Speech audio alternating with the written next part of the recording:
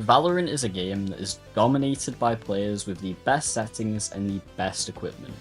My name is Yanto, also known as Natoy, and you are watching the final episode from my 5-video series where I try to help players in the bottom 50% of Valorant get out of those lower ranks that feel so impossible to escape.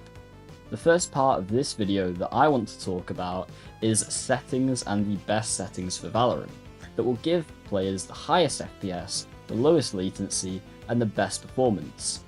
The first thing to do is to open your game, go to General, and then the first thing that you want to find is the enemy highlight colour.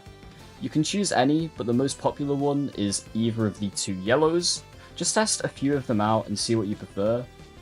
The next is sensitivity.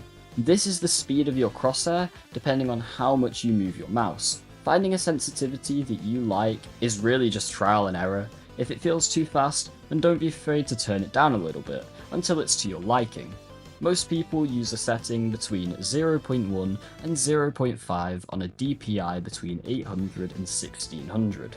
DPI is the dots per inch that your mouse moves. To find your DPI or to change it really depends on what mouse you have. Some of them you can change it with a button that's on the actual mouse itself, some you need to download a software to, and some can't change it at all. Make sure to look up what mouse you have to find out what your DPI is and how to change it. The final one for General is just raw input buffer. This you want to turn on as it takes the input of your mouse directly from your PC. With this turned off, it goes through Windows first, so there is a bit of a delay. The next one is crosshair. It's important to not use the default crosshair as it's big and can construct vision. I recommend looking at Valorant crosshair codes on the internet and choosing a few that look nice to try out. To import a crosshair into the game directly, copy a code from somewhere online and import it like this. The next steps are the most important, as these will get you the best performance. Go to graphics, make sure you're on full screen and that your aspect ratio is put to fill, make sure limit FPS always is off, and that NVIDIA Reflex Low Latency is turned to on plus boost.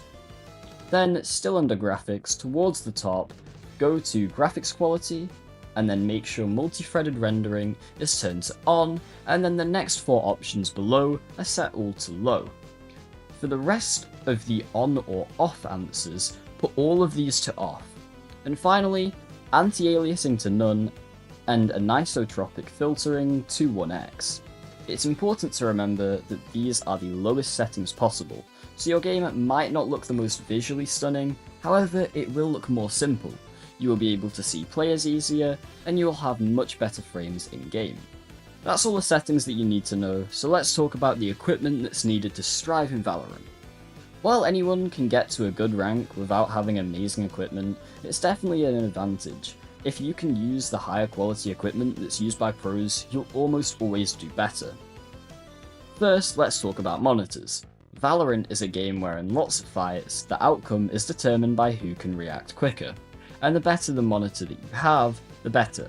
FPS, or frames per second, means how many images are shown on your screen in 1 second.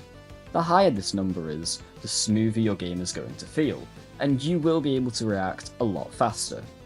It's important to remember with FPS that even if your monitor can put out 500 FPS, if your PC can't keep up, then you won't be getting the most out of your monitor. The next is keyboards. Keyboards don't make too much of a difference, as the delay is the same between most of them. However, lots of pros use this one keyboard called a routing.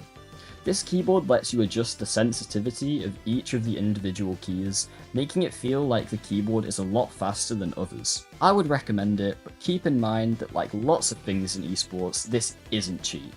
Finally, and the most important in my opinion, is the mouse. The most sought after aspect of a modern gaming mouse is that it should be really lightweight, and it should be a shape that suits the user. I would recommend trying a few different mouse shapes over time to find what really suits you. Thank you so much for watching this video series. A massive shout out to these people who left really kind comments on my previous videos and let me know what videos I should make next. Thank you so much for watching, and I'll see you later.